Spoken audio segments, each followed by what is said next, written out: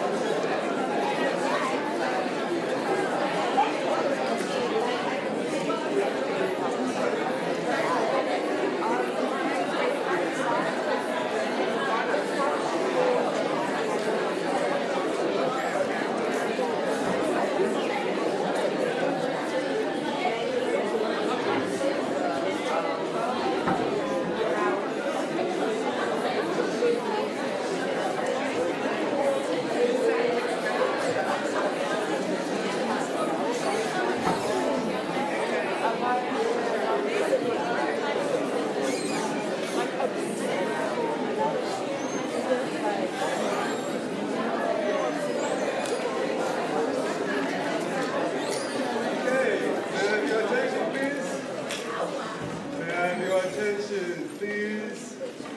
Thank you. So we've arrived the fourth and final day of our lecture series. It's been 4 days of rigorous and deep reflection on enduring instructions of inequality of our country. And it is only fitting that we close this remarkable journey with a voice of clarity, depth, and intellectual distinction, Professor Dragana. Professor Dragana is a professor of economics and holder of such a chair in industrial development at the University of Johannesburg. She is a widely respected and relatively esteemed economist whose work has shaped our thinking about the enduring legacies of apartheid as it pertains to the economy.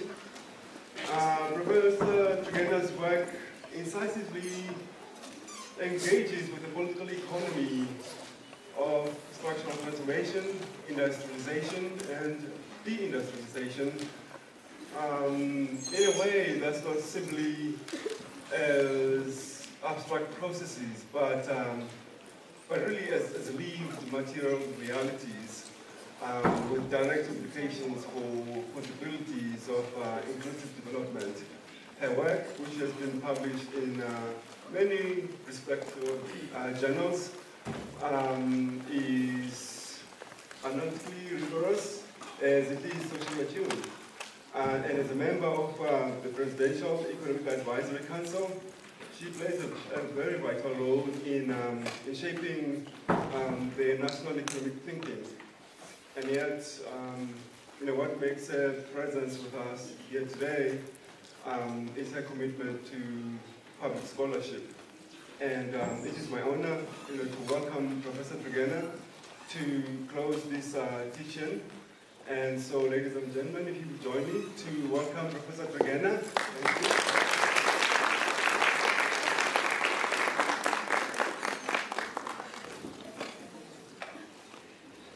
Thanks, Professor Majagu, for that really kind introduction.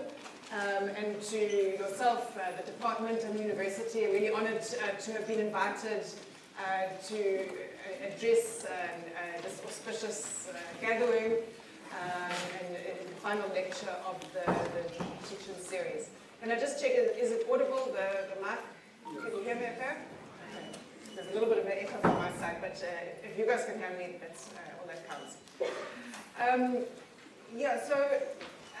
As Professor Majabu was alluding to in his kind of introductory remarks, in my own work I focus mainly on structural transformation, industrialization, and industrial policy.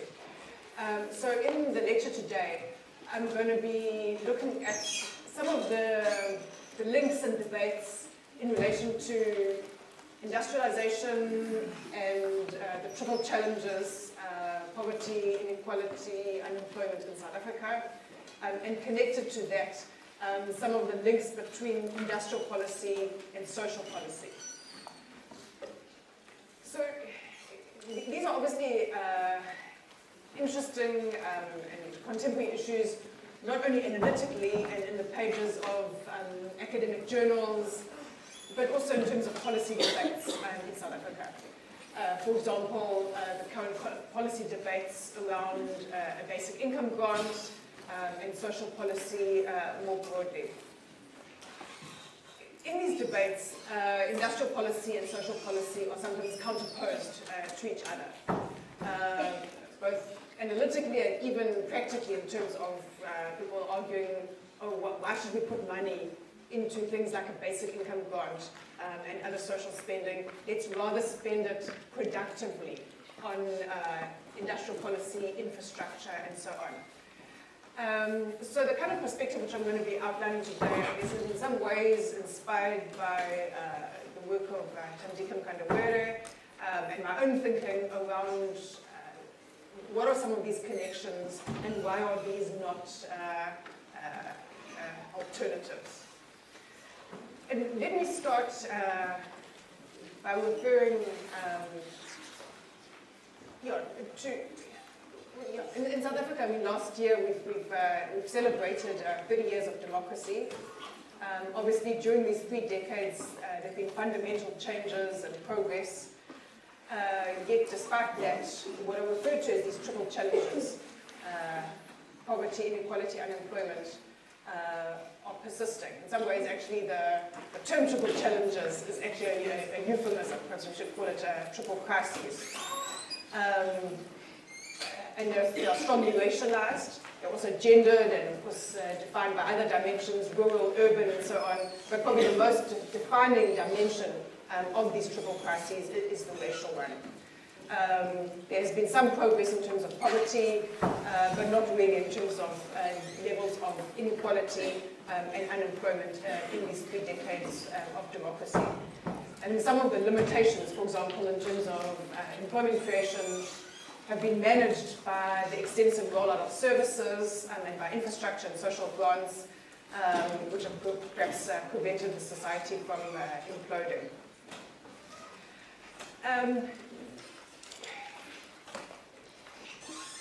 Let me refer to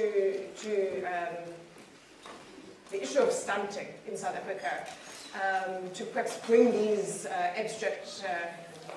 some of these abstract concepts of the triple challenges to the forefront and to connect it to the theme of inequality. So in South Africa, if our levels of poverty and of hunger were those that were kind of typical for other countries with our levels of income per capita, it might be plausible to believe or to model econometrically that growth rates could allow us to grow out of those. But our absolute levels of poverty and of hunger are worse than many countries that are much poorer. And later I'll show a little bit of data on that. But I wanted to just to bring it at the forefront of my analysis today. So our official data from Stats South Africa indicates that over a quarter of South African children under 5 years old are stunted.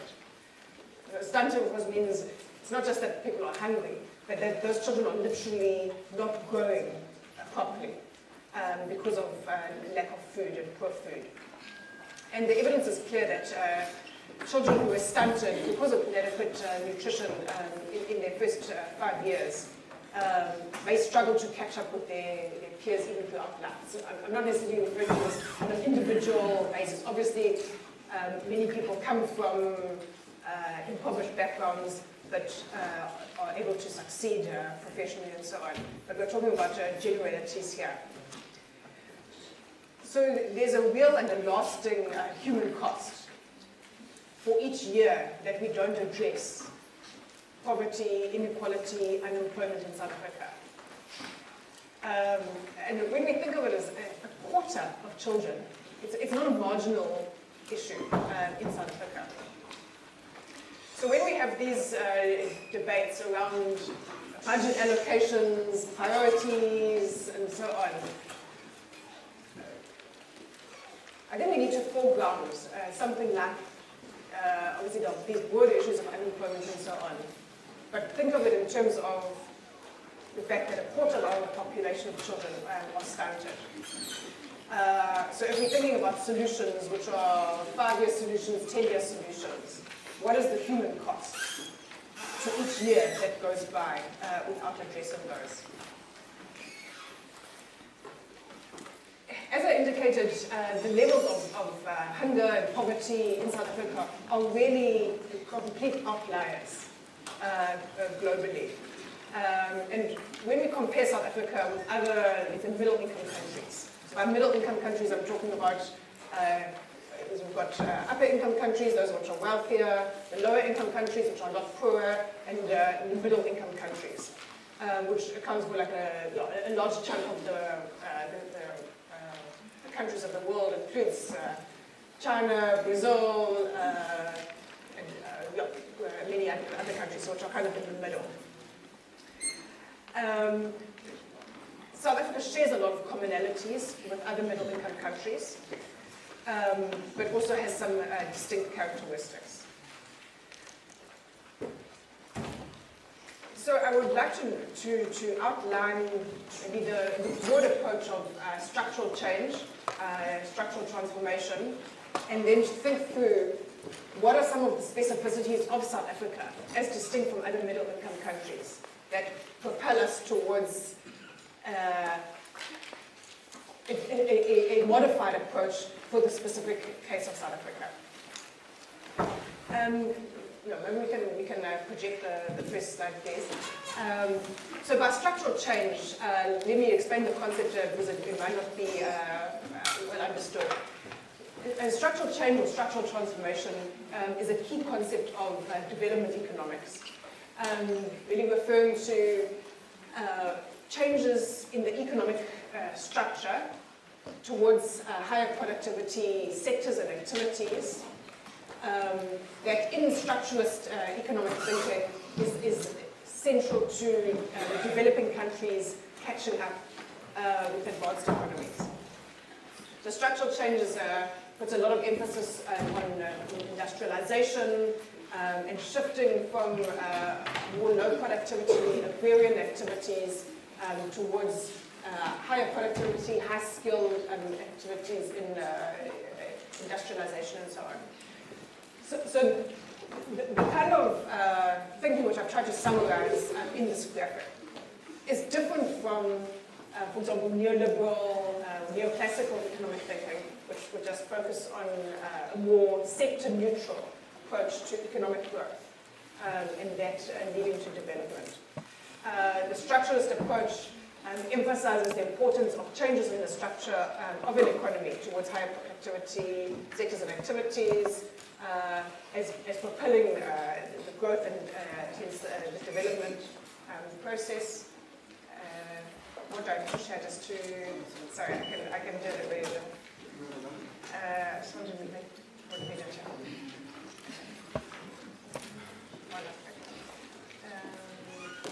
Okay, with some targeted development interventions. When we look at the relevance of this to an economy such as South Africa, I myself, I come from this kind of structuralist thinking in terms of industrialization and development and so on. South Africa has some commonalities with other middle-income countries. It's got some ways in which we are atypical, but not necessarily an outlier. For example, low growth over a protracted period of time, premature and sustained deindustrialization, low levels of innovation and technological intensity, poor educational outcomes, relatively small informal economy, and so on. These are all ways in which we are a bit atypical, but not like off the scale as an outlier. But it's really in terms of poverty, inequality, unemployment that we are a complete outlier from other middle-income countries and other countries more broadly. So let me illustrate this. Is there a laser pointer of any time? Okay, no way. Yeah, so let me try and illustrate that with this chart which I've plotted, which is showing extreme poverty in South Africa relative to that in other countries. So each of the blue dots here represents a country. You can see the dot of South Africa there. On the horizontal axis here, it's just showing your GDP per capita. So how poor or how rich a country is. So over here, we've got the poor countries, and moving across here, the wealthier countries. So you can see where South Africa is there. And then on the vertical axis is basically, without going into the technical details, it's a poverty measure. It's basically looking at the proportion of the country's population, which is in extreme poverty. Okay? So there's different poverty lines at different levels. This is using the lowest poverty line internationally. So this is it's what used to be called the dollar a day line. It's been adjusted. But it's basically, it's an absolute measure of extreme poverty. So this is like people who don't have enough to eat and so on. So it's not relative poverty within a society, it's absolute. So obviously you can see in general, as we would expect, the wealthier countries having less poverty, and it ends up being almost no poverty in the higher income countries.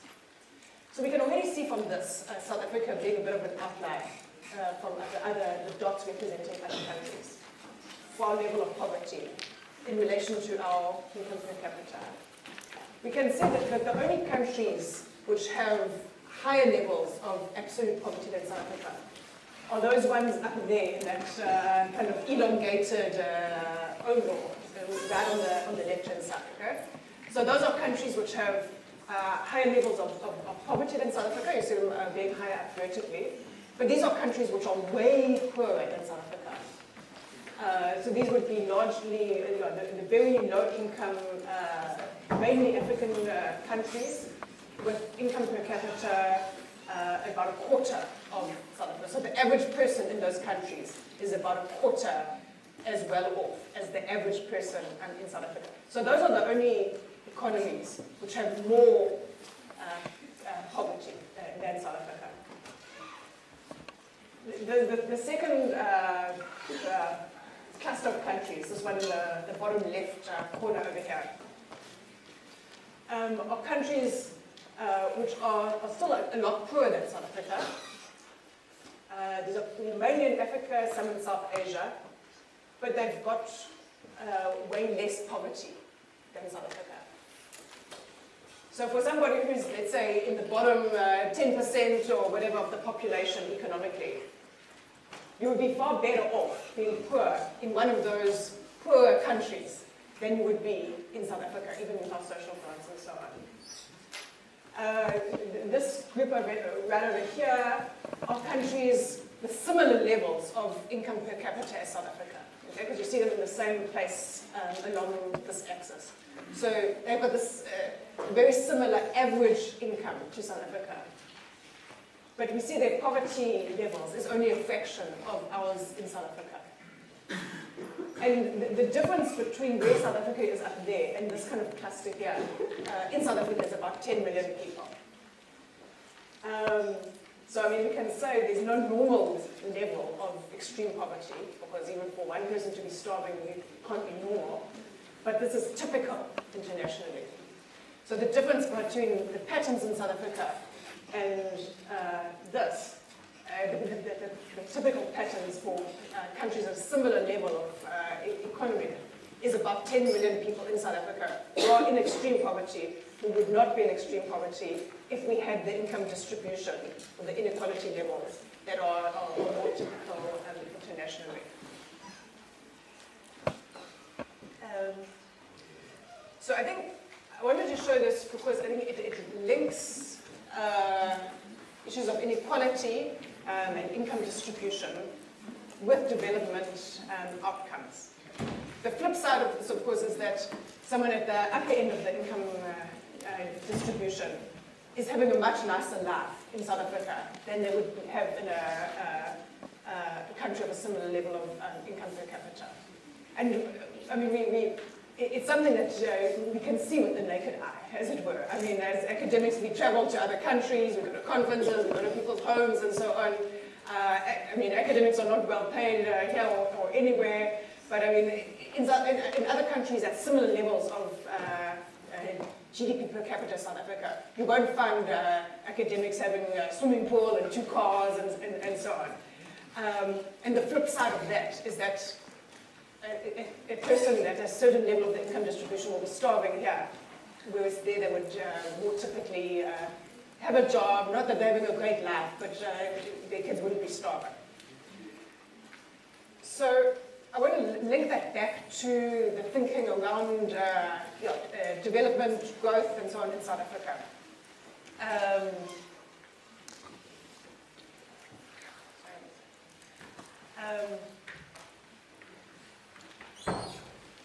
So I would argue that in South Africa we have what I call like a low-level equilibrium trap, where, as I said, it's a bit of a euphemistic term, the triple challenges, poverty, inequality, unemployment, are linked with our low growth rates and with an exclusionary economic structure, and a lack of structural change in the economy and so on. Because I'm trying to kind of look at these issues of poverty, inequality, illustrated with hunger and so on, in a structural way. It's not just that there's bad implementation of policies or things are going wrong here and there or whatever, but it's about the very unique characteristics to our economic structure in South Africa. And I think the extent of these triple challenges in South Africa are such that they're actually a binding constraint on growth. So as economists, we're always having these debates about growth and then development, growth through development, developmental growth, inclusive growth. We're always talking about these things for decades, both in journal articles and in policy and so on. In South Africa, I would say that our levels, for example, of inequality, unemployment, are so extreme, they're such outliers, that there are actually binding constraints on our growth in South Africa. Not that growth is the ultimate outcome, I mean, it's a means to an end, but even if we're looking at it from a growth perspective, I would say that South Africa cannot grow its way out of the triple crises. For one thing, they're so extreme that it would take decades to do. And I've modeled this with some mathematical economics and so on. Even the growth rates that you would need are so high that it would take ages with the kind of inequality that we have. But also more fundamentally, the extent of inequality as well as the other triple challenges are actually constraining growth. And let me illustrate that in a couple of ways. Unemployment, apart from obviously fundamentally its profound human cost and a devastating effect on people's lives, it is also a wastage of human resources. Because you have prime working age adults who could be and want to be working and contributing to economic growth. Instead, that human capital, to use that term, is depreciating and being wasted through unemployment. The extent of the triple crises, it's also leads to a fragile and a fractured society, low levels of trust, lack of confidence, political instability, and so on. Just to take a step back, what I'm doing here is I'm again outlining some of the ways in which the triple crises are constraining growth. Not to say that this is the main problem per se, but from a growth perspective, these are some of the reasons why we can't grow our way out of that. Also leads to loss of tax revenue, heavy burden on state expenditure, lack of broad-based household asset formation, weak domestic demand, and so on. We could talk about these at length. But when we look at our pro-growth performance in South Africa, of course there are a lot of ingredients to that. Infrastructure, energy supply, macroeconomic conditions, and so on. But I would say that unless we actually address the extent of poverty, inequality, and unemployment, we won't be able to reach those growth rates that could allow us to get out of that. So we actually have this kind of a low-level equilibrium track. So what are some of the implications for our development thinking? So this is what I was showing earlier about the kind of classic structuralist approach. Maybe in South Africa we need to think about it in a bit more nuanced way, connecting growth, structural change here towards not only a high productivity but also a more inclusive economic structure and development, which obviously goes beyond addressing the triple challenges, but I think that is part of it. So what are the implications in terms of policy? One aspect of that, which I'm not going to go into at all because of time, is in terms of industrial policy, for example, which sectors and activities to prioritize for support. A second one, which I would like to spend a few minutes talking about, is what are the implications of social policy and the connections between social policy and broader economic policy, including industrial policy.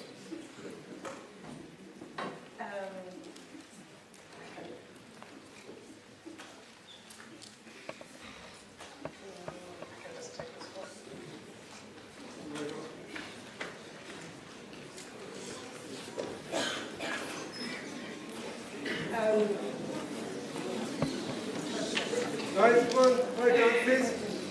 Okay, thanks. So, if South Africa was more of a typical middle-income country, we can argue that social policy would have an important role to play, as in any developing economy. But in other middle-income countries, which don't have these extremities of South Africa, while important, social policy wouldn't be as central as it becomes in South Africa. Because, for example, in other middle-income countries, even poor people would tend to have a job. Might be low paid, bad working conditions, and so on, but would typically be able to use earnings from work to sustain themselves and their families.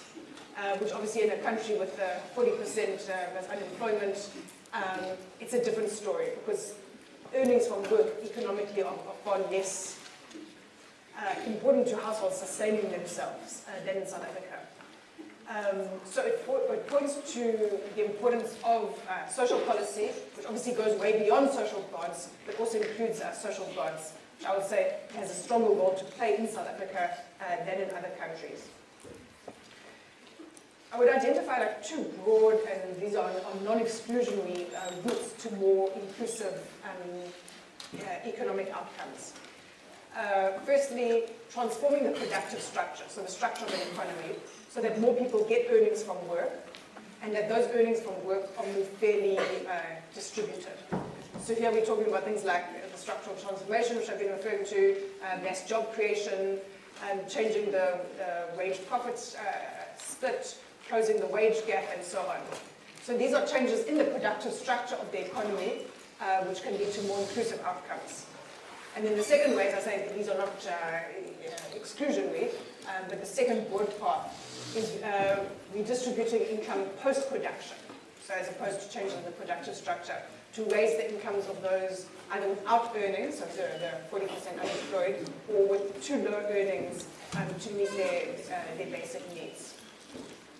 And part of the debate in South Africa around social policy and its fit with broader development policy is where to put the emphasis between these two pathways, changes in the productive structure and using income post-production in a redistributional way. Obviously, each of them have pros and cons. Changing the productive structure, I think, is in some ways desirable as a medium to long-term goal. It's not quick. And the levers of changing that productive structure are not under the direct control of public policy, because it relies on decisions by private investors and so on. Redistributing income post-production has its own limitations, but it's something that can also be implemented. It falls more directly under the powers of the state. You can literally, in each budget, specify the amount of a child support grant or whatever, and it's an almost instantaneous impact in terms of the Gini coefficient, poverty levels, and so on. So I think there are complementary pathways. In South Africa, and coming back to what I put at the forefront initially, but say the cost, the human cost to each year of stunting, for example. In as much as I would emphasize the importance of structural transformation, it's not something that we can say, let's wait 10 or 20 years transform the structure of an economy, to make it more productive and inclusive when the needs are so profound and so immediate. So in wrapping up, as I'm looking at the time, what I've been trying to do in this lecture today is to link inequality as the theme of this week with poverty and some of the manifestations of that, for example, in terms of hunger and stunting, and to connect it analytically and in policy with development and with social policy.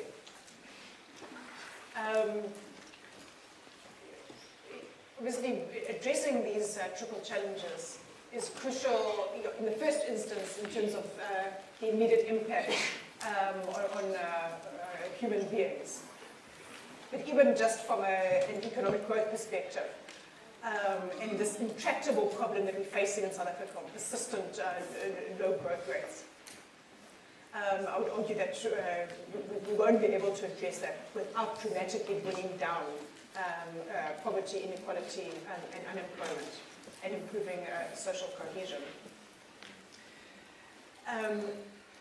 Changing this productive structure has got various elements to it. I think I won't be able to go into those in time. It's about changing the sectoral structure of the economy. It's about technological change. It's about removing some of the barriers to entry, for example, for small firms and so on. And these are all parts of inclusion. But it's really about a multi-pronged approach. Structural transformation on the productive structure, combined with a more extensive post-production redistribution of income to mitigate poverty and inequality. So from this perspective, social policy and, for example, employment creation are not either or choices. Often we hear in the public discourse, no, we shouldn't put more money on social grants, we should rather create jobs. Now, obviously, at one level, when a budget is being made, there are literally choices and trade-offs to be determined in a fiscally constrained environment. But what I've tried to argue through these graphics that I've put up is that there's such an intrinsic connection between low growth, the lack of structural transformation and development outcomes, that it's not possible to separate these out, particularly in terms of policy interventions. So there are no magic bullets. Neither public works programs, nor social grants, nor industrialization are magic bullets. But I think from a policy perspective, we need to look at this range of interventions, including those which will bear immediate fruit in terms of addressing poverty, creating jobs, bringing down inequality, combined with a more structural transformation over time. So let me leave it there and hand back to Professor Majabu. Welcome all questions, complaints, challenges, disagreements. Let's talk.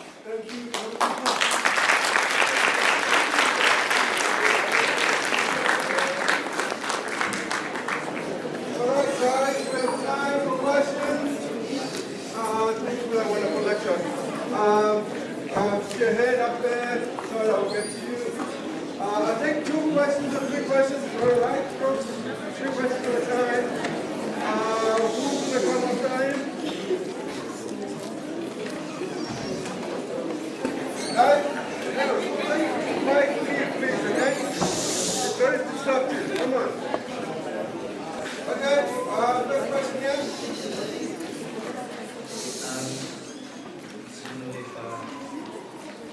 Thank you, Prof, for the wonderful presentation.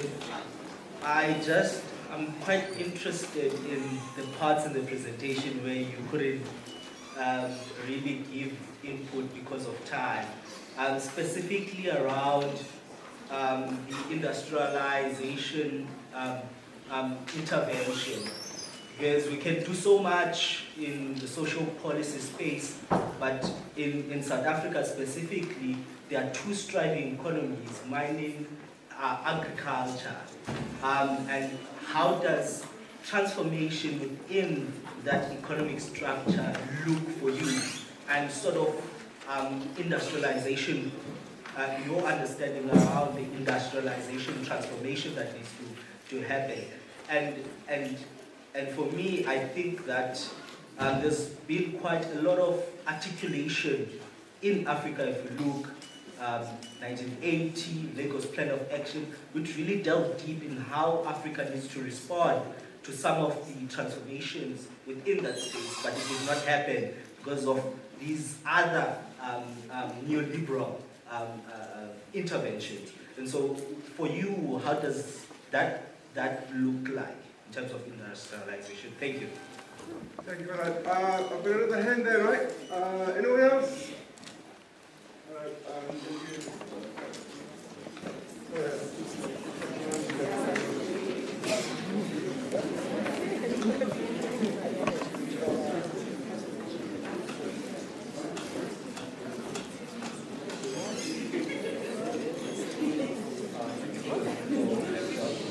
So my question specifically pertains to, on the point of, in certain countries, for instance, you say average income in like a different country, or like things of that nature would then be considered rich within South Africa, and then the poorer like incomes, if they were to move to another country, they would be considered like far more wealthier. So I just want to know two questions in particular. What are these barriers of entry that allows like this outcome to actually happen? Is it pertaining to like price structurally, barriers of entry, local location exclusivity, connection slash connections amongst like inner circle of people, like amongst the wealthier class in the country, or is it something else in particular? And if it is something else in particular, what then are like the remedies to these problems? Perfect. I'll take one more question and then go to the professor. Thanks.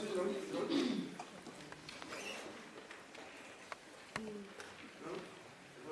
Try this one? Okay, so thank you for a good informative presentation. I want to know, like, when should the politics be separated from the economics? For sound, They're separated. yes, when should the politics be separated from the economics? For sound economic decision making and policy implementation that is more likely to bring about social change in South Africa. And also speaking about development, should we look for state-led development or a self-increasing development that emerge from the private sector? Thank you. Okay. Thanks for these great questions. So, the first question was an invitation, I guess, to speak more on some of the industrial policy stuff. It's my thing, so always happy to do so. In fact, as an aside, I think part of what led me to working on this topic is that, as I said, my own work in academia as well as in policy is mainly around industrialization and industrial policy. So sometimes in these debates and so on, when I would be talking about social policy, people get, no, but why, stick to your lane, like, why are you talking about this stuff? It's got to take money away from this industrial policy that you've been obsessing about for the last few decades or whatever, right? Just stick to that. Let's not talk about social grants. That's for the poverty people. And part of what the thinking which I'm trying to develop is that no, these are not mutually exclusive areas, either analytically or in terms of development and so on. What you were asking for an elaboration was in terms of some of the implications for industrial policy. And I guess the key point which I would emphasize there is that in the selection of which activities and sectors to prioritize for industrial policy, it needs to be a mix of those which are the more high productivity, high growth, high skills ones, and those which are more labor absorbing. It might sound self-evident, But let me explain more of what I'm thinking in that regard. So typically, with the structural transformation and industrial policy, an economy will be wanting to prioritize those sectors which are more advanced, more high productivity and so on, more technologically advanced and so on. And because that's part of that sort of catching up process. In South Africa, with our 40% unemployment, we can't only focus on those sectors, those more high-tech, high-productivity ones, because you've also got to support those which might not be so advanced and productive and so on, but which are more labor-intensive, both directly and indirectly. Some people argue in these debates in South Africa that we should just only focus on the more labor-intensive ones because of the unemployment rate and so on. But I would say you also can't do that, because then you get so far left behind the curve in terms of behind the technological frontier that yes, it might mop up some unemployment in the short term, but it kind of doesn't take you anywhere from a more long-term perspective. So obviously industrial policy can't prioritize everything because there is no longer industrial policy. There has to be some selection, but in South Africa I think we need this mix of the different types of activities. It also suggests doing it at scale. And let me leave it on that. In terms of your question, you're asking about who's kind of rich and who's poor in different country contexts. I think the point which I'm trying to emphasize and linking that to the theme around inequality is that for any level of GDP, there's a GDP per capita, you can have different income distributions. And of course you want to grow the income per capita, right? But for any given level of income per capita, for some people to have more means some people to have less, in a static sense, right? So that's why I'm saying, like, in South Africa, with our extreme levels of income inequality, yes, we can see the Gini coefficient written there on a piece of paper, that it's higher. What does that mean in practice? Is that someone in South Africa is malnourished, whereas someone in another country at the same level of income distribution would have enough to eat, even though they might still be poor. And then the flip side, of course, being at the upper end. You were then linking that to the issues of economic barriers to entry, which I think is really crucial in terms of an inclusive economy. Inclusive economy became one of those kind of buzzwords. Everyone talks about an inclusive economy. No one's going to say, oh, no, we need an exclusive or a non-inclusive economy. But the fact is that our economy is not an inclusive one across various dimensions. Race, for small businesses, for young people, for women, and so on. And just to illustrate that with one example, let's say access to the retail sector for agriculture and producers of food.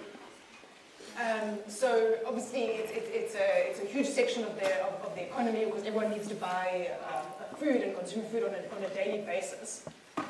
But we find that small producers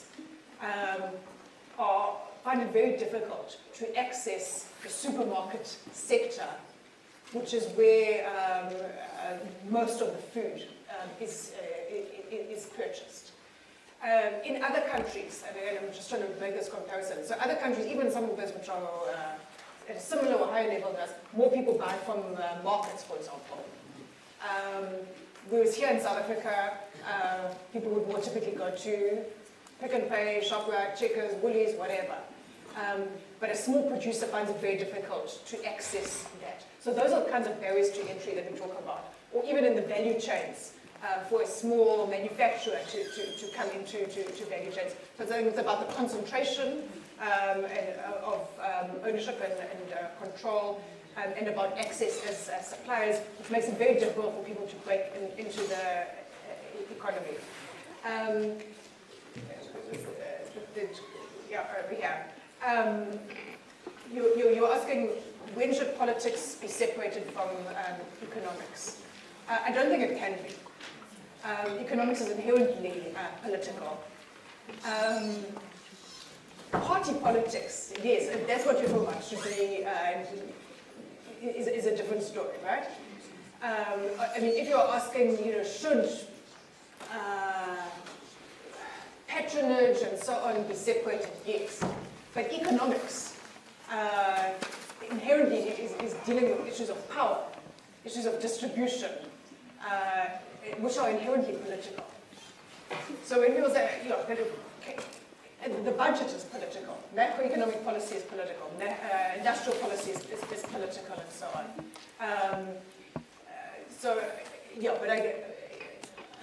Obviously you want to have skills and so on, and well-founded decisions. So maybe that was also what you were referring to.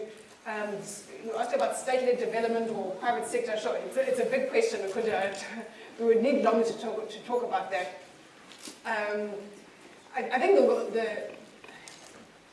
both have a role to play, but for me personally, I see a central role for the state, and I'm drawing on the experience of East Asia, for example, and it's not only East Asia, but even if we look at even Scandinavia and so on, the role of the state.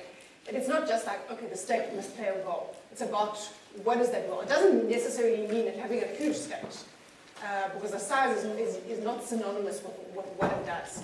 So it's about strategic interventions and so on. Obviously, it goes without saying that the private sector is involved, so especially in a market-based economy such as South Africa. So it's more about the nature of the articulation between the state and the private sector. So, for example, some of the new thinking in industrial policy puts an emphasis on learning.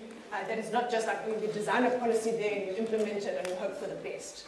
But what is the inputs of firms into that, and so that it's adapted and so on, whilst also having that disciplining of capital. But it's a big question, really. Thanks for that, Prof. Okay, I'll take more questions.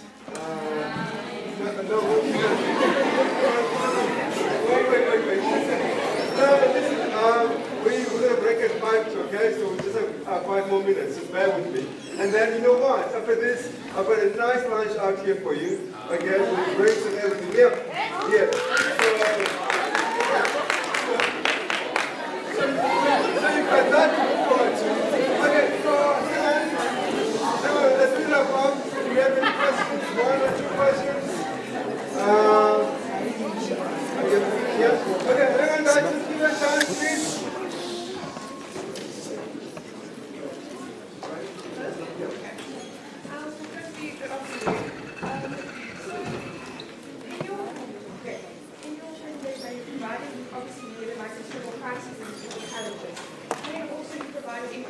So, guys, come on, this is murmuring, it's really disruptive.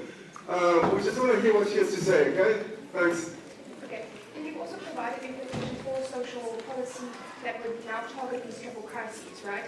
And then that there would be mass job creation and that South Africa's economy cannot outgrow these triple crises. So what would be a viable social policy that you think that could tackle these triple crises? It's a huge question again, and I want to be brief because I don't want to stand between you and that nice lunch, which your mouths are probably watering for. I can't answer the question. I mean, I think there's no comprehensive answer, because if it was that easy, we would just kind of get on with it. But let me throw a few things out there. So, whilst social grants are not the magic bullet to everything, I do believe they are important. Social grants are basically what is standing between this country and even higher rates of malnutrition and probably social implosion. And I think there's definitely scope for increasing those, including with a basic income grant. I think the education system has to be fixed. Skills is not skills sometimes becomes a kind of mother and apple pie thing. Okay, everyone needs more skills and so on. I mean, the skills, there needs to be an economy that can utilize those skills. But I think no one would disagree that the education system is not functioning. I mean, you all know that the outcomes are suboptimal for the kind of the economy that we have and so on. Money is not the only thing that's needed, but I think money is part of it. There's way more to it than just greater budget allocations, but I mean, if children don't have a proper school and teachers are not earning decent salaries and so on, that is definitely a part of it. The health system, I mean, we're moving towards a national health system. Health is just so fundamental to people's well-being, even to the productivity of the job and so on, if we're going to look at it economically. So I know it's going to sound like I'm saying, okay, do everything, and all of this takes money, and where does it come from? It's not only about money, it's about managing things for better outcomes and so on. But this is the kinds of social policies which I'm talking about. So yes, social grants and social welfare spending and so on, but way broader than that. And as I said, linking that as well with those changes in the productive structure so that more people have jobs and that the wage gap is also closed so that someone can actually also sustain their family on a job that they have. Thanks. The last question, I promise. That's it. Yeah, please.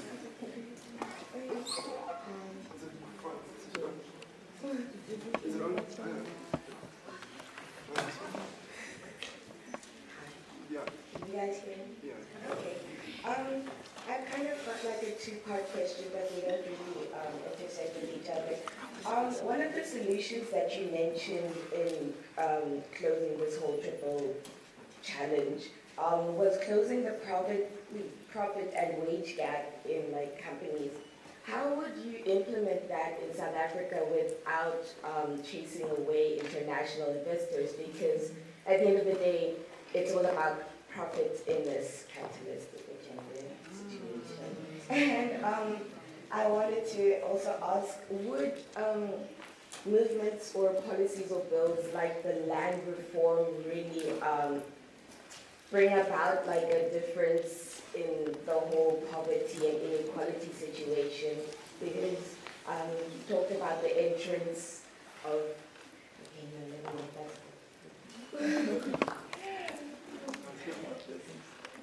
These are really pertinent questions, and thank you for raising them. In terms of the profit wage gap, it's not really something which can be like legislated. It's to some extent, I think it's a function of bargaining at the company level and so on, wage levels, and would it chase away investment?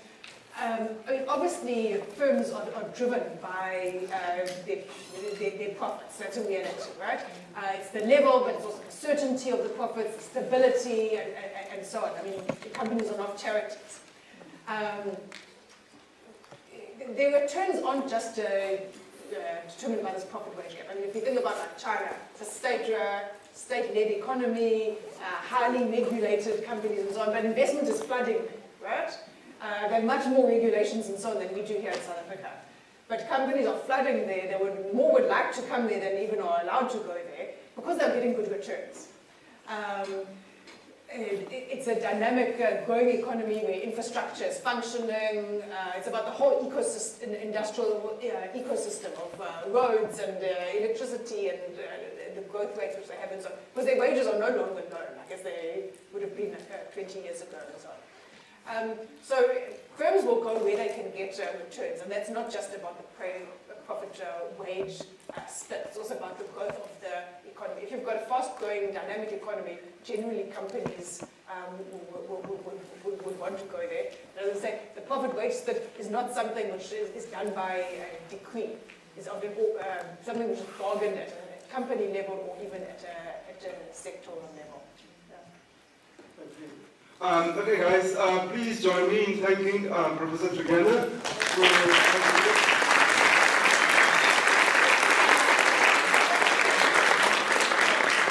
Okay, so as I said, there's food outside, okay, some drinks, and we might have some piano as well. So that's for the afternoon. Send off on a good weekend.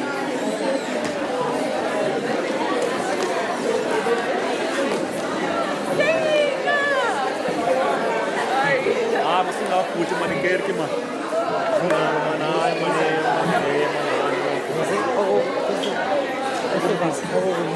예. 소가 붙이는 쇼쇼가 두고 있습니다.